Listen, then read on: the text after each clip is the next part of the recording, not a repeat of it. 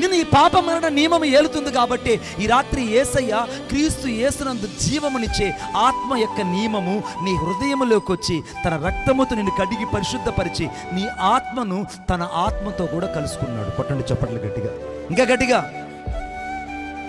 ఇక జీవించేది నువ్వు కాదు, ఇక క్రీస్తు నీలో జీవిస్తున్నాడు.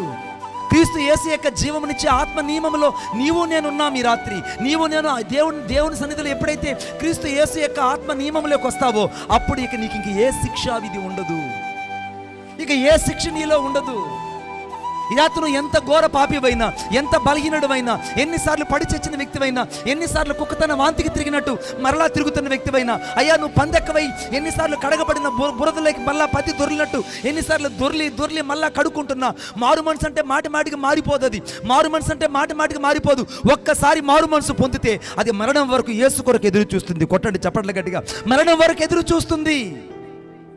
ఈ ఆత్మనిచ్చే జీవమునిచ్చే క్రీస్తు యొక్క నియమము ఇప్పుడు నీ హృదయంలో పనిచేయాలంటే ఈ రాత్రి ఉన్న పాటు నీ జీవితాన్ని యేసయ్య చేతికి ఇవ్వాలి. అవును యేసయ్య, నిజంగా నేను పాపిని గ్రహిస్తున్నాను, నిజంగా నేను బలహీనుడని గ్రహిస్తున్నాను, నిజంగా నేను పశ్చాత్తాపడుతున్నాను. నువ్వు నీ కంటికి కనపడుతున్న సహోదరుని ప్రేమించలేకపోతే నువ్వు వెళ్ళేది నరకాగ్నికి. ఒకవేళ నీ సహోదరుని ద్రోహి అనంటే నువ్వు వెళ్ళేది నిత్య నరకాగ్నికి. ఒకవేళ నీ సహోదరుని ప్రేమించలేకపోతే నువ్వు క్రీస్తు యొక్క ఆత్మను లేనివాడివే. ఇంకా నువ్వు అనేకులతో సమాధాన పడకపోతే క్రీస్తు ఆత్మ నిన్ను ఏలదు. అనేకులు నువ్వు దేవుని కొరకే సంపాదించలేకపోవడానికి కారణం ఏంటంటే సమాధానమైన నిబంధన చేత నువ్వు బంధించబడలేదు.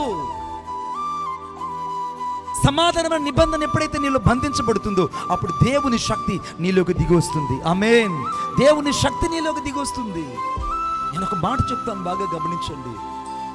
ఈ రాత్రి దేవుని ఉద్దేశం ఏంటో తెలుసా? నిన్ను 4 నియమాలు వెంటాడు.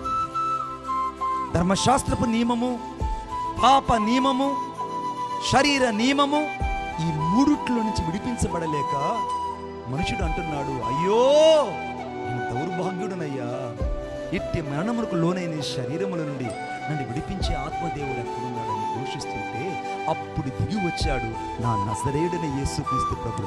ఈ పాపిని వెతుక్కుంటూ, కొట్టండి చప్పట్ల గట్టిగా, ఈ పాపిని వెతుక్కుంటూ వచ్చాడు. ఈ పాపిని వెతుక్కుంటూ వచ్చాడు. అందుకే దేవుని యొక్క వాక్యంలో రాయబడింది, మన పాపములను మనం ఒప్పుకుని ఎడల ఆయన నమ్మదగిన వాడు, నీతిమంతుడు గనుక సమస్త దుర్నీతి నుండి అని రాయబడింది. ఈ రాత్రి నీతికి వ్యతిరేకంగా ఉండేదే దుర్నీతి. అనగా దేవుని నీతి నీలోకి రావాలంటే నీలో ఉన్న దుర్నీతి ఈ రాత్రి యేసయ్య రక్తంతో కడగబడాలి. అనగా దేవుని ఆత్మ నీలోకి రావాలంటే నీలో ఉన్నటువంటి పాప స్వభావము బయటకు వెళ్ళిపోవాలి. నువ్వు పరిశుద్ధులుగా మార్చబడాలంటే లోపల ఉన్న పాపము బయటకు రావాలి. నేను మొదటనే చెప్పాను, ఆ డాక్టర్ గొప్పోడా, ఈ డాక్టర్ గొప్పోడు అంటే మీరే చెప్పారు ఈ డాక్టరే గొప్పోడు అని. ఈ రాత్రి నా యేసయ్య ఉద్దేశం ఏంటంటే